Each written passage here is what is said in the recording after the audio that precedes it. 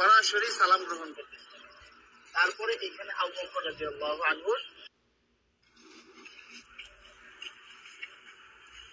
আমরা ভিতরে যাব হচ্ছে এইভাবে, আমাদের বাম দিকে থাকবে রওজা। রওজা থাকবে কি বাম দিকে। ভিতরে কথা বলার কোনো সুযোগ নাই, বেশি সময় দাঁড়ায় থাকার সুযোগ নেই। প্রথম দুইটা ছিদ্র থাকবে, যে দুইটা ছিদ্রের ভিতরে কোনো কিছু নাই, কবরের জায়গা ফাঁকা আছে। এখানে হযরত ঈসা আলাইহিস সালামকে দাফন করা হবে। ওই পাশে হচ্ছে হযরত ইমাম মাহদীকে দাফন করা হবে। তো এই যে প্রথম দুইটা ছিদ্র ফাঁকা, এখানে অনেকে দেখবেন সালাম দিতেছে, ভিড় লেগে আছে। এখানে সালাম দিব না, আমরা সালাম দিব হচ্ছে এইখানে এই ছিদ্র বরাবর ভিতরে হচ্ছে রাসূল সাল্লাল্লাহু আলাইহি ওয়াসাল্লামের রওজা। এই জায়গায় সালাম দিব। দেখবেন যে এরকম যে ছিদ্রটা, এটার সাথে কোনোটার মিল নাই, ঠিক আছে?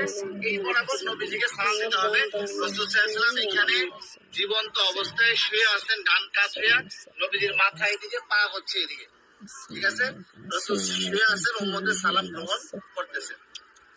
সরাসরি সালাম গ্রহণ।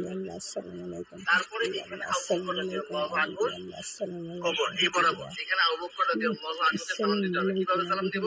নবীজিকে কিভাবে দিব? আসসালাতু ওয়াসসালামু আলাইকা ইয়া রাসূলুল্লাহ, আসসালাতু ওয়াসসালামু আলাইকা ইয়া হাবিবাল্লাহ। যতটুকু বেশি আমরা পারি বলার চেষ্টা করব। সালাম দেওয়ার সবচেয়ে সুন্দর সময় হচ্ছে রাত্রি 10:30টার পর থেকে নিয়ে আসসালামু আলাইকুম হাবিবি আল্লাহ, আসসালামু আলাইকুম হাবিবি আল্লাহ, আর দিনের বেলা সকাল 7টা থেকে নিয়ে একেবারে দুপুর পর্যন্ত কি ফাঁকা থাকে, ফাঁকা। আসরের সময় থেকে নিয়ে এশারের পর পর্যন্ত কি থাকে? ভিড় থাকে।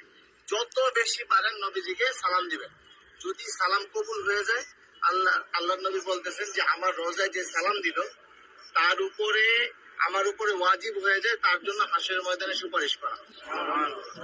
আমার সালামটা যদি গ্রহণ করেন নবীজি, তাহলে আমাদের এটা নাজাতের ওসিলা হয়ে যেতে পারে।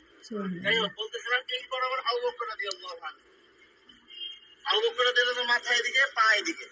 নবীজির মাথা এখানে, রাসূলের পা এই পর্যন্ত আসছে। রাসূলের শরীরের ওই পাশে হচ্ছে কি আবু বকর রাদিয়াল্লাহু আনহু। আবু বকর রাদিয়াল্লাহু আনহু ঘাড় বরাবর হচ্ছে হযরত ওমর রাদিয়াল্লাহু আনহু, উনি আরো ওই পাশে, ঠিক আছে?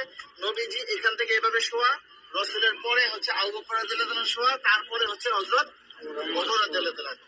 এইখানে হযরত ওমর রাদিয়াল্লাহু আনহুকে সালাম দিতে হবে। এইখানে নবীজিকে সালাম দিব আমরা। আর রাসূলকে অনেক মানুষ আমাদেরকে বলছে না সালাম দেওয়ার জন্য, তো আমরা নিয়ত করবো যে আমাদেরকে যত মানুষ সালাম দিতে বলছে তাদের সকলের পক্ষ থেকে সালাম, আসসালাতু ওয়াসসালামু আলাইকা ইয়া রাসূলুল্লাহ, ঠিক আছে? তারপর আবু বকর রাদিয়াল্লাহু আনহুকে সালাম দিব, হযরত ওমর রাদিয়াল্লাহু আনহুকে সালাম দিব। তারপরে এখানে কোনো কিছু নাই, ফাঁকা আছে কবরের জায়গা ভিতরে। এটা হচ্ছে পুরুষদের যে কোনো সময় খোলা আছে সালাম দেওয়া। আর মহিলাদের রওজার পিছন দিক দিয়ে দিবে সালাম দেওয়ার জন্য একদিন। কথা বুঝতে পারছেন? একদিন সুযোগ আসবে রিয়াজুল জান্নাহ নামাজ। আসসালামু আলাইকুম, আসসালামু আলাইকুম, আসসালাম।